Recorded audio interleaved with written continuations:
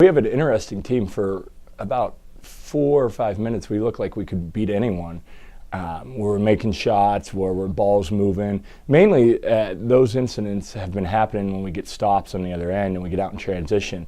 And it's just playing. Like when we get out in transition and there's no rules of really basketball, it's kind of like open gym for us in transition, and we're great. And all of a sudden the game will be a 2-point game, and like Kalamazoo went from, I think, 3 to 16 in a matter of 2 minutes, and kind of the game was almost, we took control from there. And so it's just we have enough good guys that can shoot that we just run, and all of a sudden the ball finds a real good player that's open and seems to go in those runs. And then we have the other runs that we need to do better at, where we look like we haven't played basketball, and we go through spurts where we don't score and let the teams back in the game. So for those runs, we're hopefully we can have one of those runs for the whole game here sometime soon. It would be great. When we're healthy, which we haven't been, Ignis has been beat up, Monty has been beat up, Regan Mulwer.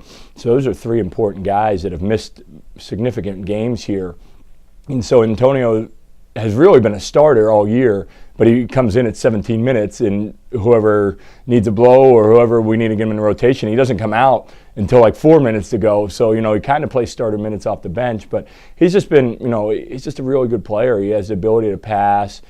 When he's open, I think it's going in almost every time, and he's just taking, opportunities. And last year, he was playing really well for us at the beginning of the year, and then he had some bad shin splints during the holidays that he wasn't able to get over for the second half. So he was really playing with bad, like he wasn't practicing much, and I think just he got healthy this summer. He got new insoles, and you're seeing what kind of player he can be when he's healthy. And I think he's just going to keep making strides as we keep going here. And he's valuable for us because late game he can handle the ball. He can, he's not a point guard, but we play him a point guard at times, and he's just an overall really nice player. In our first couple of days of practice, Mike was probably our best guy on the floor.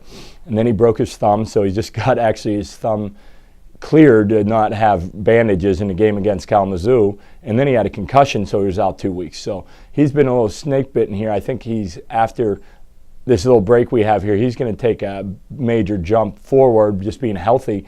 But he has a unique ability to get by guys, and you don't realize until he's out there and against other guys. He's big. He's about 6'3", and he plays really good defense on point guards, and he has the ability to get by, which if he doesn't finish, we have Mike Hollis following him up, Connor Nally, Ryan Newton, Brady Flynn. Those guys know that they're going to get in there and maybe get a tip or a rebound just because Mike's on the rim and he has 3 guys around him. And so he just has a unique ability to get by guys, and he's big enough just to score over guys. And he's missing a lot of chippies right now that I think after this little break for finals, he's going to start making those, and his average and our team's just going to get better and better. They're going to be challenging. Widener's 6-3. I think their record's a little deceiving. They might be they lost an early one when they had some injuries, so they've been on a roll here lately. So I think that record could be a lot higher. It could be almost undefeated just with some of the injuries they had early on.